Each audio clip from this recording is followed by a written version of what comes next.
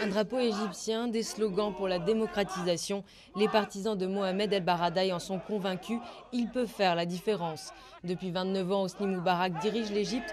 Pour eux, il est temps que le régime change. Le message universaliste du prix Nobel de la paix 2005 ne dit pas autre chose.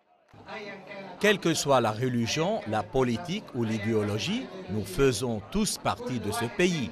Nous devrions tous être en mesure d'exprimer nos opinions et de vivre sans crainte. Nous devons pouvoir vivre en liberté et avec dignité, en sachant que nos droits fondamentaux sont respectés. Si la Constitution est amendée pour permettre aux candidats de se présenter hors des partis politiques approuvés par le régime, alors l'opposant El Baradei l'a déjà annoncé. Il se présentera à l'élection présidentielle en 2011. En attendant, pour faire pression sur le régime, la campagne sur le terrain est lancée. À Mansoura, grande ville emblématique de l'Égypte profonde, le discours d'El Baradei séduit. On est là parce qu'il faut que le pays s'améliore.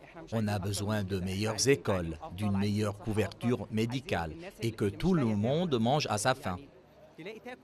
De retour en Égypte en novembre dernier, l'ex-directeur de l'Agence internationale de l'énergie atomique n'a pas perdu de temps. Aujourd'hui dans les médias, dans la rue, à la mosquée ou à la messe de Pâques, l'opposant El Baradei est partout. Une manière de répondre à ses détracteurs qu'il n'est pas un technocrate étranger au pays, mais pour la population, c'est peut-être là son meilleur argument. Il est considéré comme propre, justement parce qu'il a été loin de l'Égypte. Beaucoup de forces politiques importantes, opposition inclus, sont considérées comme cooptées. L'ancien patron de l'AIEA ne fait que commencer sa campagne. Ses premiers pas ont déjà rendu le pouvoir égyptien nerveux. Depuis début avril, près d'une centaine de militants ont été arrêtés à l'issue de ces manifestations en faveur de la démocratisation prônée par Mohamed El Baradei.